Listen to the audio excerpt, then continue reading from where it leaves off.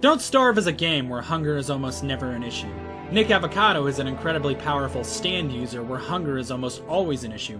But what if you paired the two, being stuck in a game like Don't Starve, with not only the same infernal hunger as Nick Avocado, but with his equally horrendous speed? So we ask ourselves the question, can you beat Nick Avocado as Don't Starve? Now, starting off with the elephant in the room, didn't I technically already do a much harder version of this video? And the answer was originally yes, so I intended to make it even harder with a couple of other handicaps. The reason why I said originally is because I was so fucking wrong about the difficulty of this challenge. I've never been so wrong in my whole life! So was this just as hard? No, not even close. This was not only twice as hard as the no eating challenge, but this was without a doubt one of the hardest challenges I have done so far. So the main question is, how is this harder than the no eating challenge? And the answer can be summed up in a single word: time. In Don't Starve's adventure mode, it's not super hard to get all the pieces for the teleporter in only like the first 2 or 3 days. And if you know the general layout and gimmick of the 5 worlds you get, chances are you can get it done fairly easily. For the no eating challenge, an average player's hunger will drain for about a day and a half, to 2.5 days before they start to starve. Combine this with the touchstones I pinpointed in my no eating challenge, and that's plenty of time to get it done. However, in the Nick Avocado challenge, with 4 times hunger drain and your hunger will be entirely gone in half a day, combine this with the -2 speed modifier I applied to myself, and the time it takes to collecting food, which barely differs the time it takes to do so, and you are spending roughly the same time on everything when you have about 1/4 of the time to spare. Beep boop boop, we're fucked. Oh, and don't even get me started on how important speed is for dealing with literally anything that isn't super friendly. Let's say you're playing as Wilbur. I did this as Wilbur. And you're sprinting through a spider nest bridge to get to a teleporter piece. If anything even taps you to where you aren't running anymore, you are going to die. And seeing as how any other character with the exception of maybe WX78 would be a literal death sentence, I chose Wilbur so he could temporarily cancel the speed debuff and get through this challenge hopefully as quickly as the no eating challenge.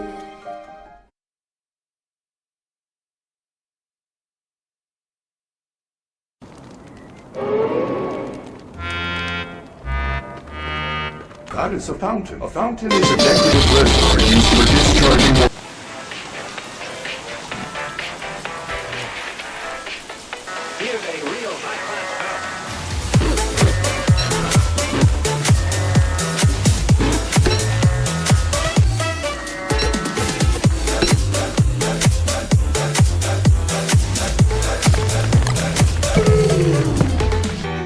Gotta do it again.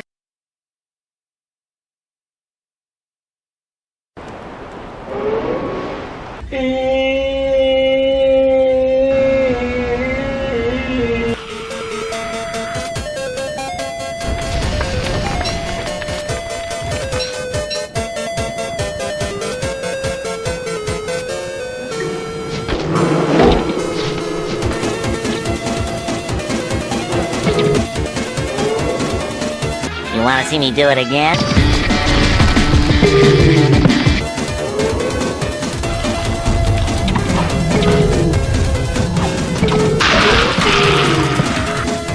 Every arbiter from first to last, each one created and consumed in times of extraordinary crisis.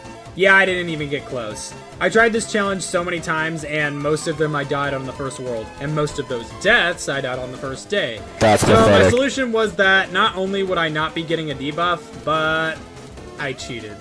I did the pinpoints on the map in the same way that I did for my no eating challenge, except I also highlighted easy places to get food. This is officially now a question of, is this even possible? And since the answer is obviously and clearly maybe, Another victory for logic. I drudged onwards.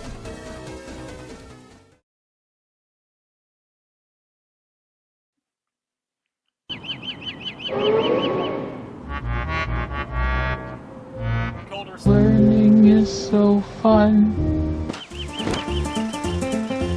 Yeah, I kind of know where everything is. Yeah.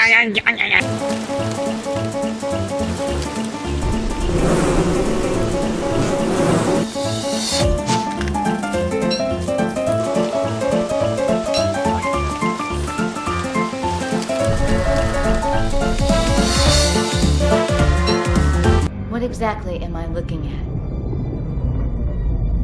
That is another halo.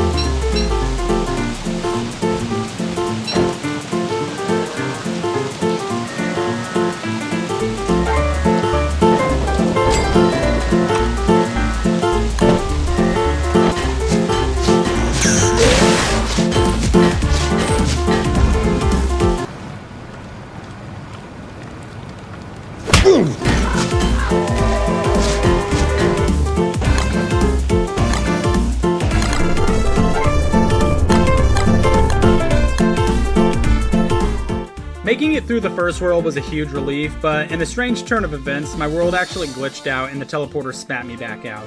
However, when I went back in, I was on World 3. Apparently this glitch can be done both randomly and intentionally at any stage in adventure mode once you build the teleporter to skip as many worlds as you want. So the simple answer is yes, you can beat Don't Starve as Nick Avocado. Yeah! But I know you actually want to see my struggle, and I wasn't willing to start this over again unless I actually fucked up, so I decided to continue on and just hope it wouldn't glitch out again.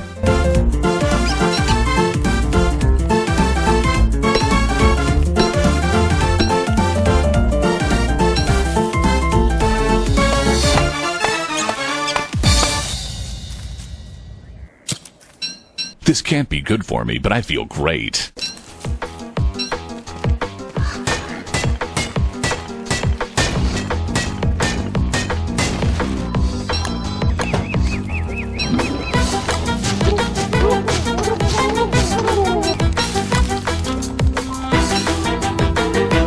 Watch me swing right in.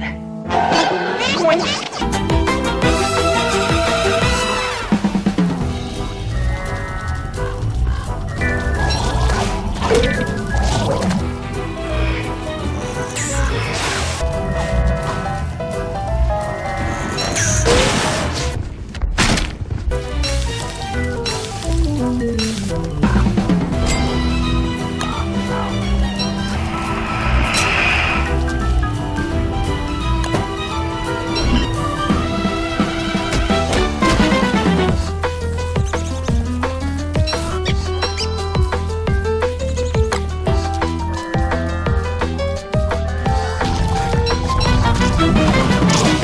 I don't know what I am, but I taste really good.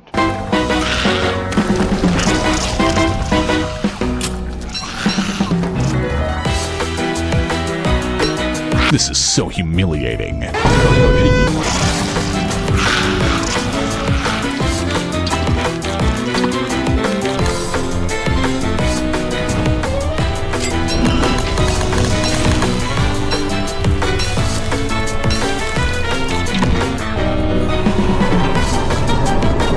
Not bad for a day at the library. Arguable.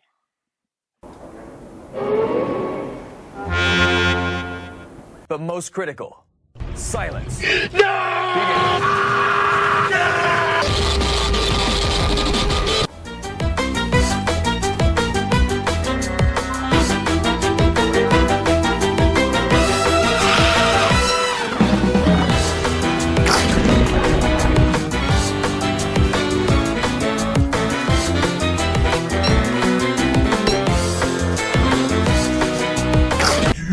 small vent on the floor. Have you ever heard of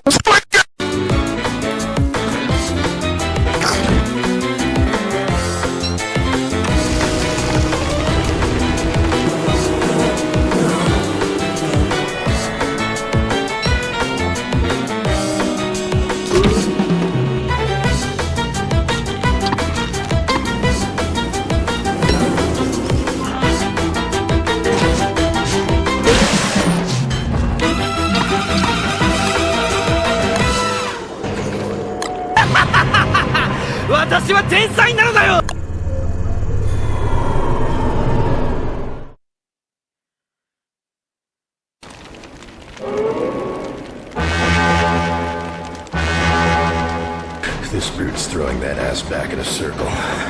He put me Someone in the else spin there, I cycle. can't remember. Maybe The I'm product of what happens when you post something sounds like daddy issues.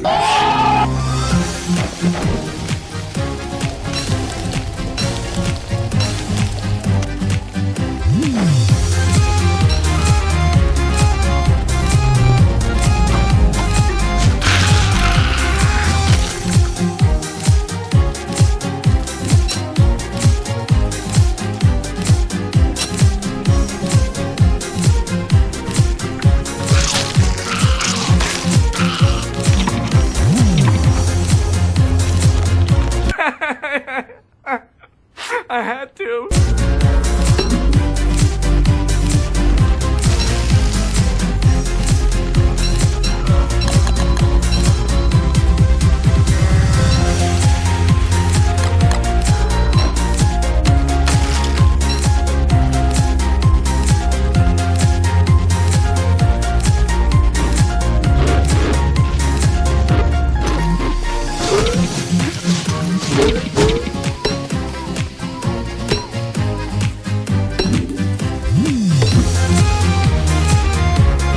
Silence fills the empty grave.